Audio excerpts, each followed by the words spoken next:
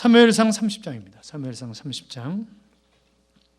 사무엘상 30장 1절부터 6절까지. 구약성경 459쪽입니다. 구약성경 459쪽입니다.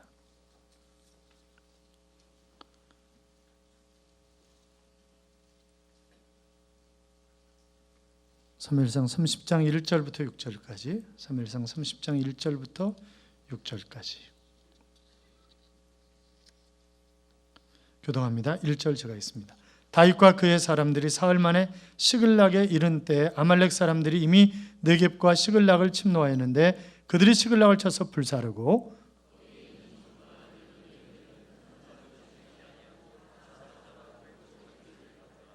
다윗과 그의 사람들이 성읍에 이르러 본즉 성읍이 불탔고 자기들의 아내와 자녀들이 사로잡혔는지라.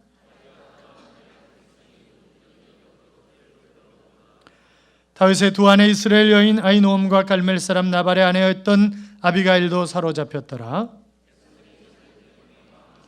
다윗을 돌로 치자 하니 다윗에 크게 다급하였으나 그의 하나님 여호와를 믿고 용기를 얻었더라. 아멘. 같이 인사하시죠. 주의 이름으로 잘 될 것입니다. 더 잘 될 것입니다. 끝없이 잘 될 것입니다. 아멘. 할렐루야. 하나님의 은혜와 평강이 여러분의 심령 깊은 곳에 충만하시기를 주님의 이름으로 축원합니다.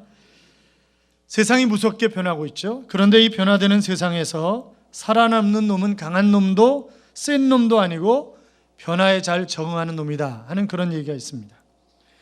오늘날과 같이 변화가 심한 불확실성 시대 속에서 경쟁 우위의 원칙은 바로 적응력이라고 하는 것입니다.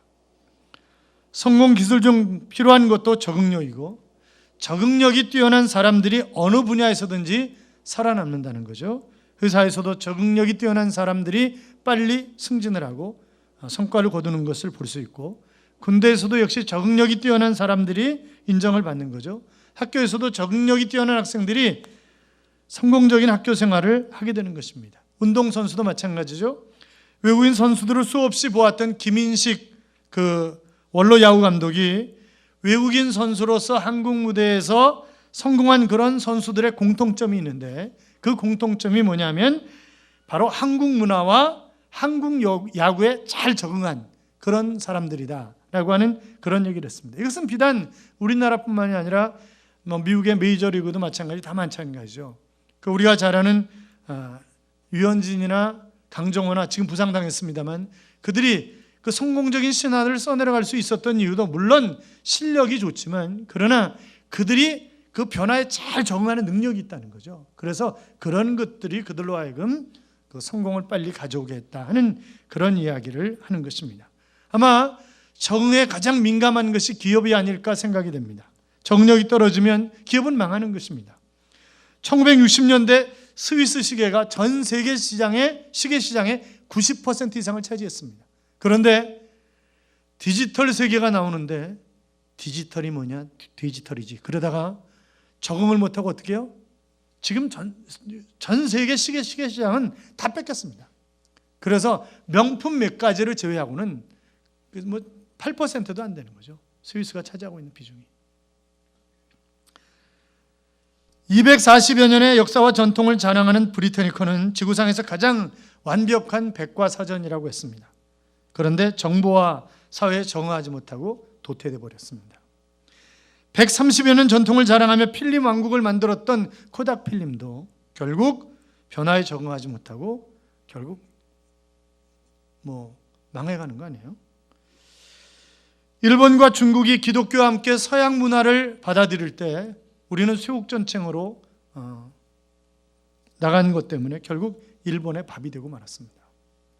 과거 1810년대 영국에 몰아닥친 이 산업혁명의 초기에 노동자들이 기계와 물결을 반대하고 그들이 방직기를 파괴했잖아요. 어떻게 됐어요? 그들은 다 도태됐습니다.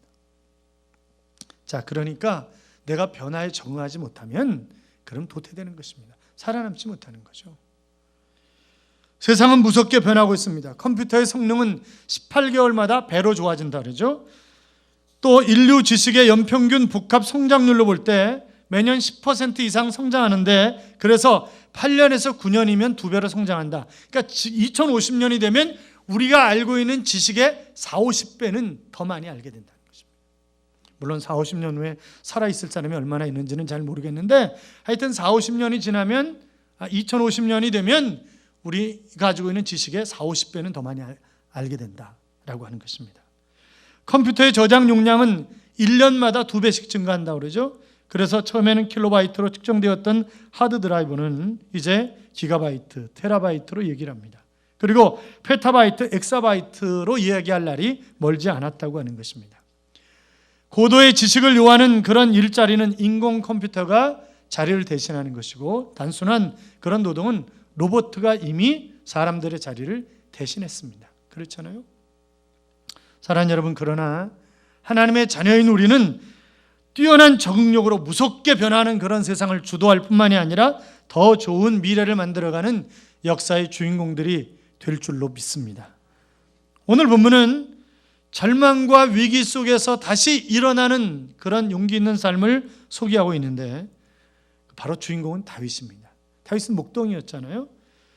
아버지 심부름으로 전쟁터에 나갔다가 거대한 블레셋 장수였던 골리앗 때문에 이스라엘 병사들이 싸우지도 못하고 벌벌 떨고 있는 것을 보면서 하나님의 이름을 가지고 나가서 물맷돌로 골리앗을 단번에 쓰러뜨리고 그는 영웅이 되는 것을 보게 됩니다. 여인들이 노래를 불렀죠. 사울은 천천히요 다윗은 만만이라. 그러니까 사울이 열받잖아요. 시기하잖아요. 아니 저놈이 이제 왕자리 말고 더 뺏을 게 뭐 있겠냐. 그래가지고 이 다윗을 죽이려고 수없이 많은 사람들을 동원하고 자기가 군대를 진두지휘하고 그렇게 가지만 그러나 하나님 그때마다 피할 길을 내고 기가 막히게 전화위복을 가져오는 그런 장면들을 우리는 성경 속에서 또 역사 속에서 발견할 수가 있습니다. 자, 어느 날 도저히 안 되겠다고 생각한 다윗이 블레셋으로 피신을 하죠. 여러분 얼마나 아이러니해요. 자, 누구 때문에 다윗이 인기가 올라갔습니까? 블레셋 사람 골리앗 때문에. 그런 그가 지금 블레셋으로 피난을 가는 것입니다. 그랬더니 블레셋의 아기스 왕이 야, 저 다윗 같은 놈이 내 신하가 되면 얼마나 든든할까. 그래가지고 다윗을 받아들이는 거예요. 그래가지고 시글락이라고 하는 곳에 600가구 정도가 살 수 있도록 그렇게 자리를 마련해 줍니다. 그래서 그곳에 사는 거예요. 그런데 어느 날 아기스가 이스라엘과 전쟁하러 나가겠다는 거예요. 그러면서 다윗과 함께 가자고 함께 떠났습니다. 다윗이 고민이죠. 왜요? 동족과 싸워야 되는 그런 입장이 된 거잖아요. 그래서 너무너무 고민을 하는 거예요. 그랬더니 이 블레셋 장수들이 안 됩니다, 왕이시여. 저놈이 전쟁터에서 등을 돌리는 날에는 우리는 망합니다. 그러니까 저놈 다윗 같이 갈 수 없습니다. 같이 전쟁할 수 없습니다. 막 주장을 하니까 왕도 그 주장을 꺾지 못하고 결국 다윗을 돌려보냅니다. 그러니까 얼마나 천만다행이에요. 그런데 돌아오면서 보니까 자기 시글락성이 완전히 불타버린 거예요. 그리고 아내와 자식들은 다 잡혀가 버리고 말았습니다. 기가 막힌 사태가 발생을 한 거죠. 자, 그런 상황이 왔을 때 지금 다윗의 부하들이 다윗을 돌을 들어서 죽이겠다고 달려드는 그런 장면의 이야기가 바로 오늘 본문의 이야기가 되겠습니다. 사랑하는 여러분, 얼마나 가슴 아픈, 얼마나 낙심이 되는. 자, 그들은 지금 자기의 조국을 떠나서 지금 시글락성에 와서 살고 있는 것입니다. 그런데 그 성이 다 불탔다. 재물도 하나도 없다. 이제 그들은 어떻게 살아가야 되는 것입니까? 희망이라고는, 의지할 곳이라고 하는 곳은 아무것도 없는 거죠. 가족도 지금 어디로 갔는지, 어디 가서 찾아와야 되는지 알 수도 없는 것입니다. 자, 이런 상황 속에 있었을 때 다윗의 부하들은 돌을 들어서 다윗을 죽이려고 했지만 그러나 다윗이 이 위급한 상황을 잘 극복해내는 것을 볼 수 있다고요. 여러분, 이런 얘기가 있어요. 사람들을 가르치던 실은 배 한 척이 폭풍을 만나서 바다 한가운데에서 고장이 났습니다.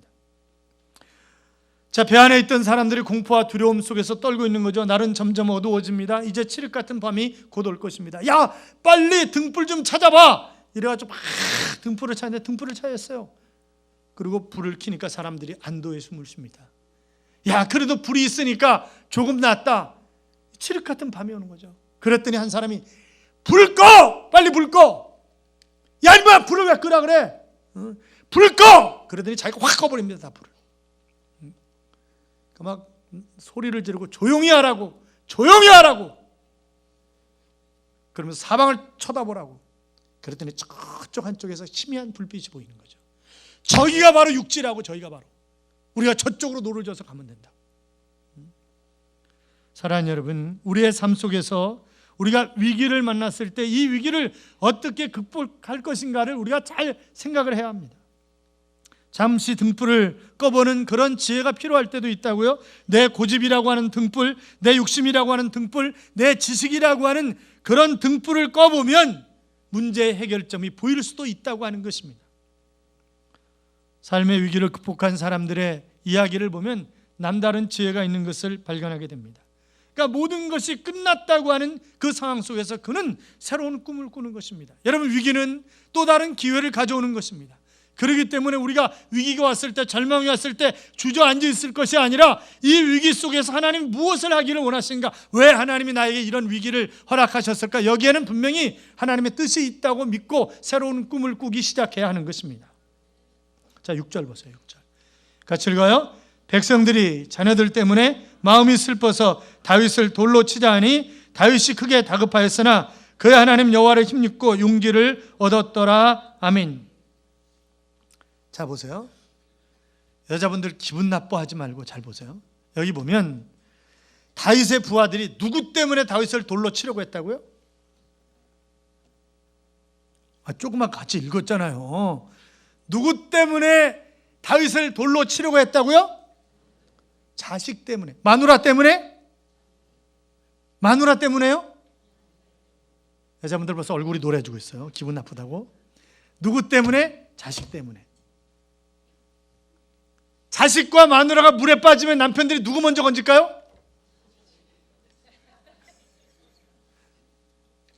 대답 안 하겠어요. 자, 사람들이 막 우왕좌왕하고 어쩔 수 없는 그런 절망 속에 빠졌을 때 그 위기를 어떻게 극복할 것인가, 내가 내려놓을 것 내려놓으면 해결점이 보이기 시작한다고 하는 것입니다. 자, 지금 보세요. 다윗의 부하들이 너 죽고 나 죽자는 거예요. 왜? 이제 끝났다는 거죠. 소망이 없다는 거예요. 그러니까 더 살아서 뭐 하겠냐? 같이 죽자 우리. 지금 그렇게 얘기하는 것입니다. 여러분, 이 부하들이 누구예요? 다윗에게 생명을 담보한 사람들이에요. 당신과 함께 살고 함께 죽겠다고 한 사람들이에요. 그런데 지금 자식들이 보이지 않으니까 지금 죽이겠다는 거예요. 다윗을. 그렇게 달려드는 것입니다.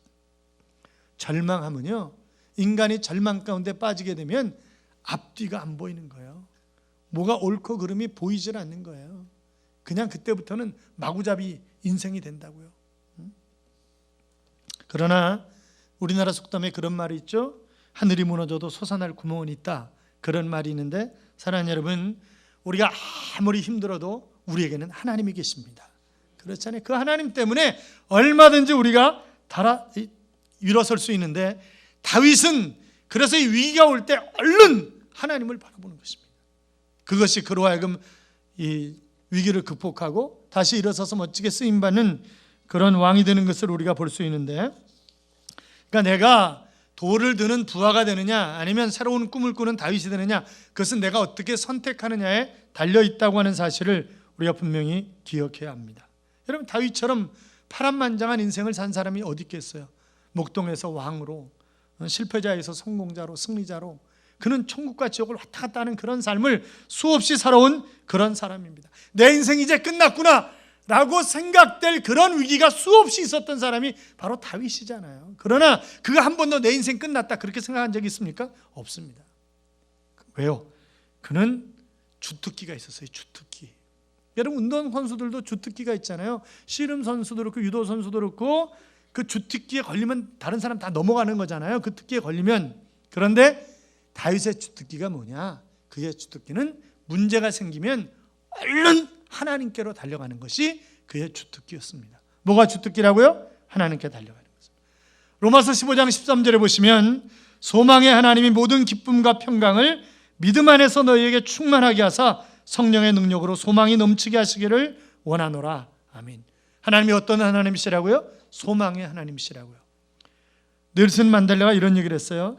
인생의 가장 큰 영광은 결코 넘어지지 않는 것이 아니라 넘어질 때마다 다시 일어서는 것이다 하는 그런 얘기를 했습니다. 사랑하는 여러분, 우리는 다시 일어서야 합니다. 아무리 나에게 절망적인 그런 상황이 온다 할지라도 우리가 일어설 수 있어야 되는데, 그러려면 어떻게 해야 되느냐? 여호와를 의지하는 것입니다. 뭐 한다고요?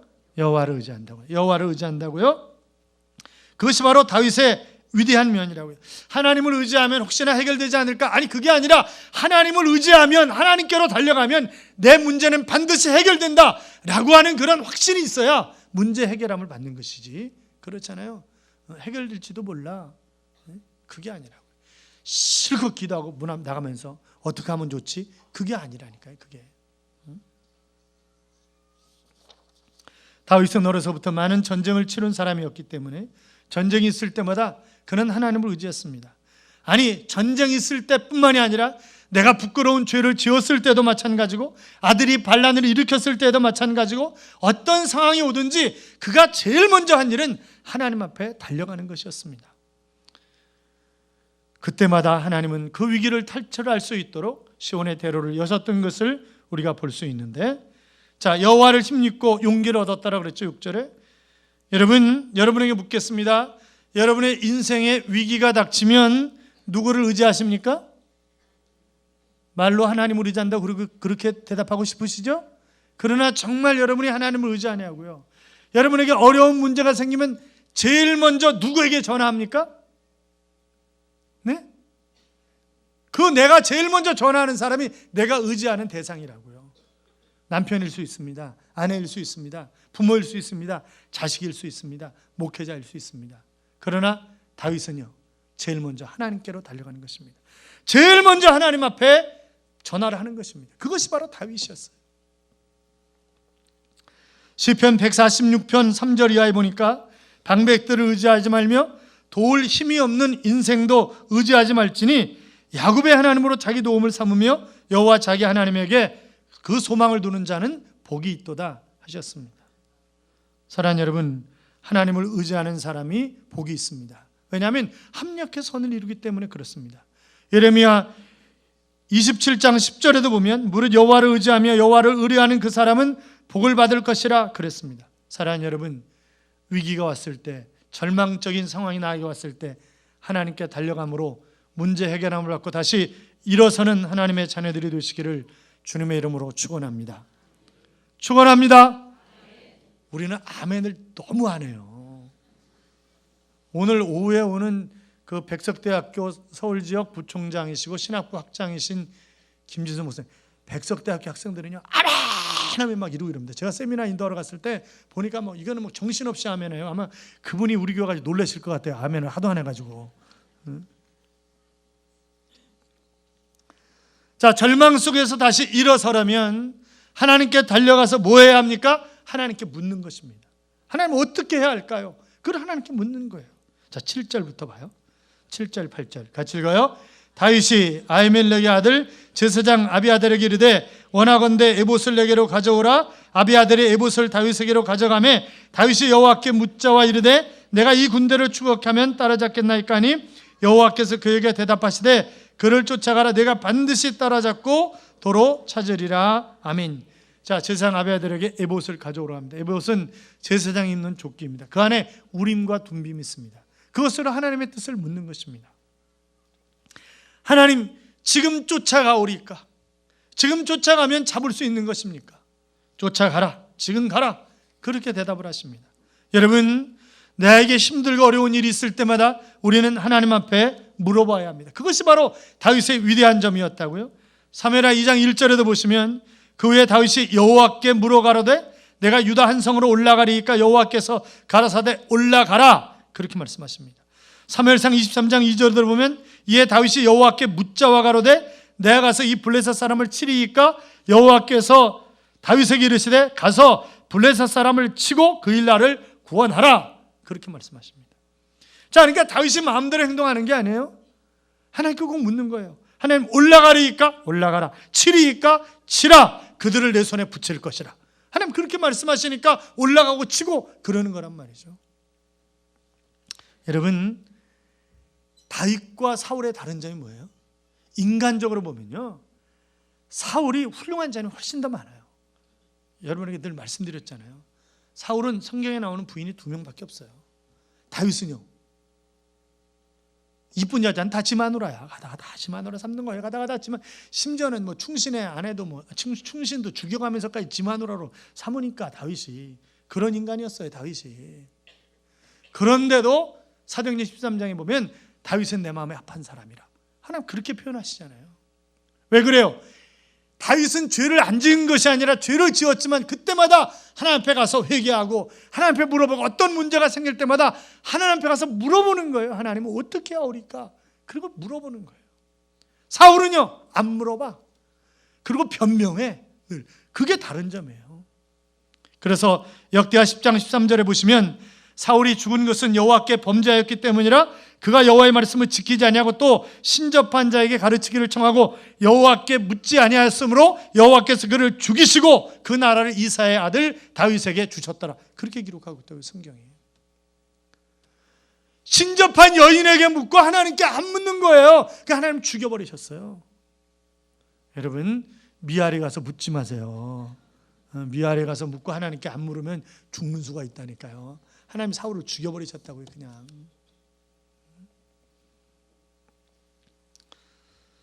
어떤 분이 그래요. 목사님 전 기도해도 응답이 없어요. 응답이. 왜 응답이 없어요? 하나님 반드시 응답하시는 하나님이에요. 그렇잖아요.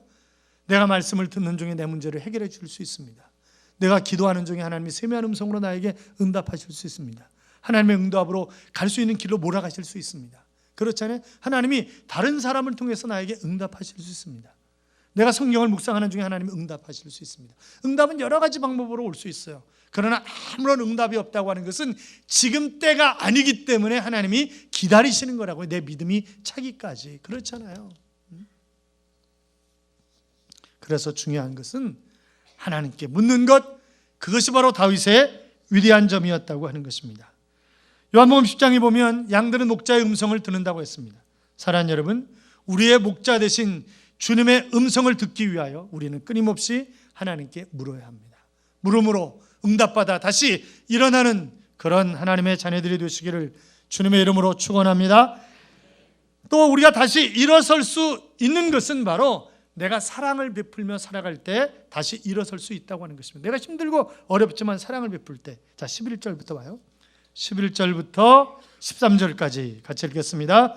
우리가 들에서 애굽 사람 하나를 만나 그를 다윗에게로 데려다가 떡을 주어 먹게 하며 물을 마시게 하고 그에게 무궁화 뭉치에서 뗀 덩이 하나와 건포도 2송이를 주었으니 그가 밤낮 사흘 동안 떡도 먹지 못하였고 물도 마시지 못하였음이니라. 그가 먹고 정신을 차리매 다윗이 그에게 이르되 너는 누구에게 속하였으며 어디에서 왔느냐 하니 그가 이르되 나는 애굽 소년이요 아말렉 사람의 종이더니 사흘 전에 병이 들매 주인이 나를 버렸나이다. 아멘. 자, 이제 지금 아말렉이 시글락 성을 점령을 했어요. 그리고 다 불태워버리고 부인과 자식들을 다 붙잡아 갔잖아요. 재물도 다 탈취해 갔잖아요. 그래서 지금 정신을 차리고 이제 하나님 앞에 기도하고 그랬더니 하나님 응답하셔서 아말렉을 치러 올라간단 말이죠. 600명이 올라가다가 200명이 나는 더 이상 못 가겠다는 거죠. 여러분, 이 200명이 완전히 뭐예요? 여러분 지금 마누라하고 자식들이 좀 다 잡혀가 있어요. 그런데 200명이 못 가겠다고 하면 그 사람들이 좀 지칠 대로 지친 거죠. 그렇지 않고서 부인과 자식이 잡혀가 있는데 다윗을 죽이려고 했던 그들이 왜 안 쫓아가고 처지겠냐고요. 그러니까 완전히 그냥 떨어진 거예요. 그러니까 그들을 놔두고 시냇가에 놔두고 400명이 올라가는 것입니다. 그러다가 소년 하나를 발견했어요. 거의 병들어서 뭐 의식불명 상태인 거죠. 지금 자기 부인과 자식들을 구하러 올라가는 것입니다. 지금 이렇게 저렇게 상황을 볼 여지가 아니에요. 그런데 죽어가는 사람을 그냥 두고 갈 수는 없다는 거예요. 그래서 그가 정신 차릴 때까지 기다리면서 떡과 물을 공급합니다. 그리고 정신을 차리니까 내가 누구냐? 저는 애굽 사람인데 함께 시글락을 치러 왔다가 치고 올라가다가 제가 병드니까 주인이 저를 버렸습니다.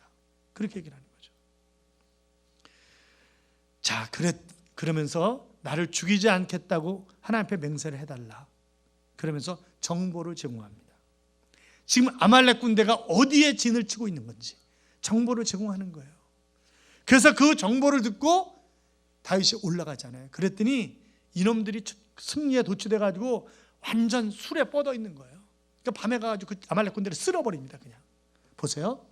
아말렉군들을 왜 쓸게 됐어요? 왜 쓸어버리게 됐어요? 이 소년의 정확한 정보 때문에. 그럼 그 정확한 정보는 어떻게 얻게 된 거예요? 죽어가는 그에게 사랑을 베풀었기 때문에. 지금 그럴 상황이 아니잖아요. 그럼에도 불구하고 사랑을 베풀었기 때문에 그런 놀라운 정보를 얻게 되었고 결국 이 아말렉 군대를 쓸어버리게 되었다고 하는 것입니다. 사랑하는 여러분, 내가 힘들고 어렵지만, 그러나 더 힘들고 어려운 사람들을 내가 사랑으로 돌아볼 때 하나님은 나에게 시온의 대로를 여시는 것입니다. 그래야 우리가 다시 하나님의 은혜로 일어서서 멋지게 쓰임받을 수 있단 말이죠.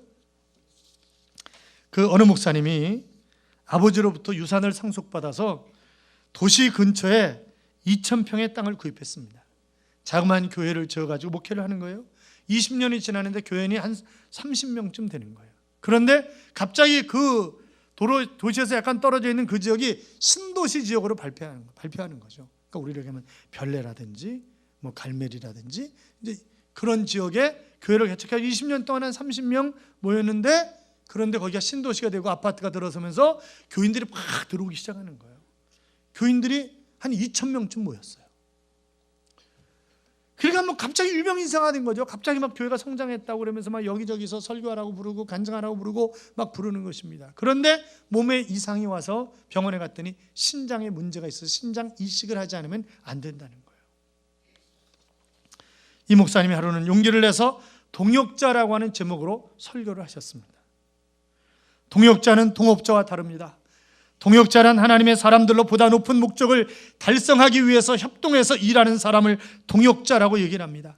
같이 투자하고 같이 이익을 나누는 사람은 동역자가 아니라 동업자입니다. 상대가 잘 되면 시기하고 못 되면 상대에게 책임을 전가하는 것이 바로 동업자입니다. 동업자는 어떻게 하든 희생을 덜 지고 많은 것을 가지려고 하지만 동역자는 어떻게 하든 희생을 많이 지고 조건 없이 헌신하는 자들이 바로 동역자입니다. 동역자는 고난에 관심을 가진 사람들이고 동업자는 이익과 자기 영광에 관심을 가진 그런 사람들입니다. 동역자는 고난을 나누려고 하지만 동업자는 이익을 나누려고 하는 것입니다. 동역자는 끝까지 책임을 가지고 고난의 길을 함께 가지만 동업자는 이익이 사라지면 가치 없이 떠나가는 것입니다. 여러분은 동역자입니까? 동업자입니까? 나와 함께 동역자로 이 교회를 지켜나가십시다. 교인들이 아멘 그랬습니다. 목사님이 계속 설교를 하십니다. 그리스도 예수 안에서 바울의 동역자들인 브리스가와 아굴라 부부는 바울 자신을 위해서 자신들의 목숨까지 내놓았다고 했습니다. 사랑하는 성도 여러분, 여러분들도 그렇게 하실 수 있다고 믿습니다. 그랬더니 아멘. 목사님은 용기를 내서 이렇게 설교를 이어가셨습니다. 내가 여러분과 동역을 하다 신장이 못 쓰게 되었습니다. 신장 이식을 하지 않으면 생명이 위태롭다고 합니다. 날 여러분들이 동역자로 생각해 준다면 누가 내게 신장 하나 기증해 줄 분이 있지 않겠습니까? 혹 내게 신장을 기증해 줄 분이 있으면 손을 들어보십시오. 그렇게 얘기를 했습니다. 여러분 어떻게 하실래요? 제가 만약 그렇게 물어본다면? 그랬더니 맨 앞에 앉아있는 장로님이 손을 듭니다. 그랬더니 여기저기 손을 드는데 2,000명이 손을 다 들었습니다. 너무나 감동한 이 목사님이 떨리는 목소리로 혹 이 중에 제가 어떤 한 분을 선택하면 나머지 분들이 상심할 수 있기 때문에 한 주간 기도하고 선택을 하도록 하겠습니다. 그랬어요. 드디어 한 주간이 흘렀습니다. 주일이 됐어요. 감사하게도 지난 주일날 나왔던 교인들이 다 나와서 2,000명이 빼곡하게 교회를 채웠습니다. 목사님이 얘기를 하는 거예요. 여러분, 제가 한 주간 곰곰이 생각해 봤는데 아무래도 제가 직접 선택하는 것보다 제비를 뽑는 것이 좋을 것 같습니다. 그리고는 오리털 하나를 꺼내가지고 보이면서 제가 이것을 불겠습니다. 이 오리털이 떨어지는 분이 제게 신장 이식을 해주는 것으로 하면 어떻겠습니까? 그랬더니 모든 성도들이 아멘 그랬습니다. 그래서 오리털을 목사님이 후 불었습니다. 그랬더니 두째 줄에 앉아있는 장로님에게로 오리털이 날아가는 거예요. 그랬더니 오리털이 자기에게 날아오는 것을 본 장로님이 아래 입술을 쭉 빼고 입술을 집어넣더니 아버지 이러면서 푹 부는 거예요. 아버지 이러면서 부는 거예요. 오리털이 날아갔어요. 그 옆줄에 있는 권사님에게로 날아갔습니다. 그랬더니 자기에게 오는 것을 보면서 할렐루야 아버지 할렐루야 아멘 할렐루야 이러면서 그 오리털이 아직도 안 떨어지고 있답니다. 사랑하는 성도 여러분, 어렵고 힘든 시간에 우리는 더욱 하나님을 의지해야 합니다. 그리고 여호와 하나님 앞에 물어야 됩니다.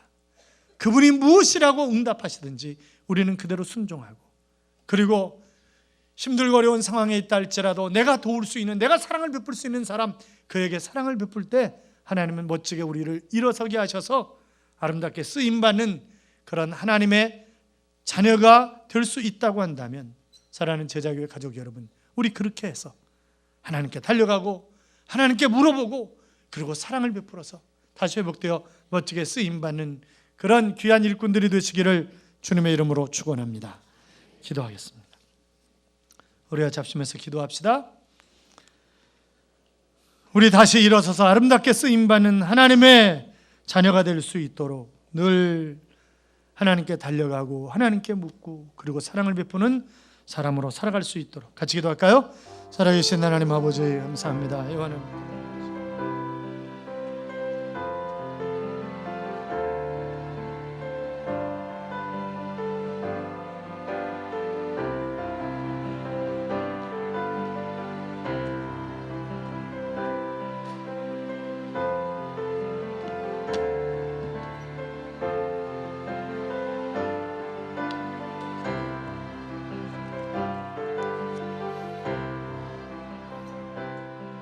주님 사셔서 하나님